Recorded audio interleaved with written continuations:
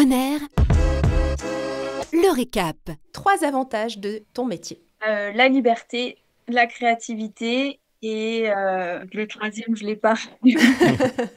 Ça peut être que 2. On peut en garder 2, il n'y a pas de problème. Allez, je regarde que 2. Mais alors, comme dans toute situation, du positif, du négatif, 3 inconvénients à l'inverse. C'est chronophage.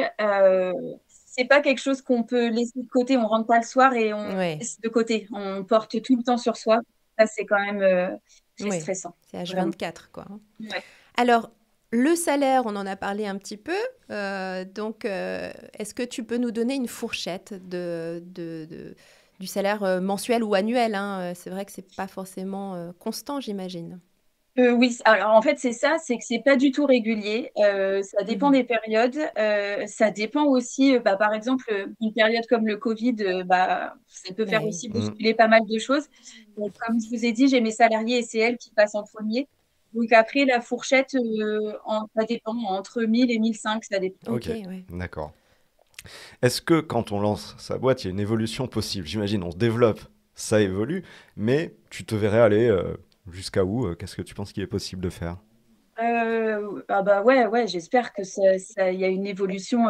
Moi, en tout cas, je vois une évolution bien plus grande que celle-là. Je ne sais pas si j'aurai beaucoup plus de salariés parce que j'aimerais rester avec une équipe assez restreinte, mais j'aimerais vraiment beaucoup développer pour l'international, les revendeurs. Et en termes de bijoux, est-ce que tu te verrais proposer d'autres types de bijoux ou pour l'instant, tu as trouvé...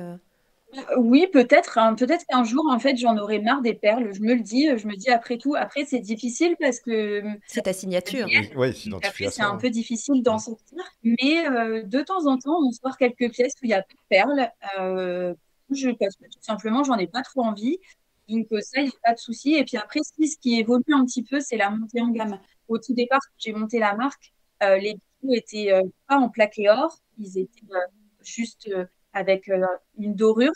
Maintenant, on est en plaquage, micron, carats, donc forcément, la montée de gamme, elle se fait comme ça.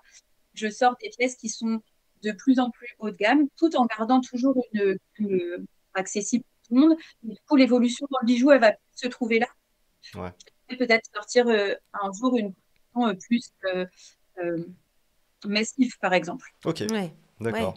Les études. Alors toi, tu nous as dit que tu n'avais pas du tout fait les études pour. Quelles études tu conseillerais à une personne qui veut se lancer dans ce métier? Je ne sais pas vraiment parce qu'en fait, autour de moi, les personnes qui travaillent avec moi, elles viennent d'horizons totalement différents. Je crois que je suis quelqu'un qui fait pas très très attention au CV. D'accord. Je fonctionne vraiment au feeling et puis à la relation humaine. J'ai toujours fait comme ça. Je me fais confiance de ce côté-là. Pour l'instant, ça fonctionne bien.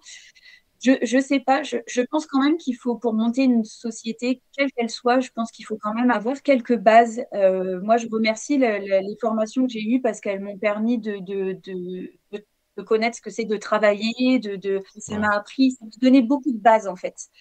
Mais après, est-ce qu'il y a une formation adéquate? Je sais pas. Non, mais c'est intéressant. Ça veut dire qu'on n'est pas obligé de venir de ce milieu, on n'est pas obligé d'avoir fait l'école pour, et on peut quand même travailler dans ce milieu-là. En revanche, tu dis, il faut quand même avoir des bases de gestion d'entreprise. Gestion d'entreprise, voilà. C'est ça. Ouais, je pense. Et puis, au-delà des bases de gestion, je pense qu'il faut vraiment se dire que ça va être, surtout quand on vient pas du milieu, du coup, ça va être long, ça va être dur, ça va demander beaucoup de travail. Et je pense qu'il faut vraiment beaucoup, beaucoup de travail et de courage à se dire, bah oui, là, il faut faire 1 heure de plus parce que ça va me prendre 1 heure de plus parce que j'ai pas les codes, par exemple, ou parce que je ne sais pas vers qui me tourner.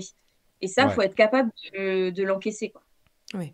D'accord, et donc il faut une capacité de travail, ce qui nous amène au profil idéal selon toi pour se faire ce métier. Donc tu viens d'en révéler une partie. Oui. Être travailleur, courageux. Travailleur et courage, ouais, notamment. Est-ce qu'il y a d'autres qualités qu'il faut? Passionné, je dirais. Oui. Je pense que voilà, quand on fait ça avec passion, c'est plus facile. Et les défauts éliminatoires pour terminer, donc on ne se lance pas si...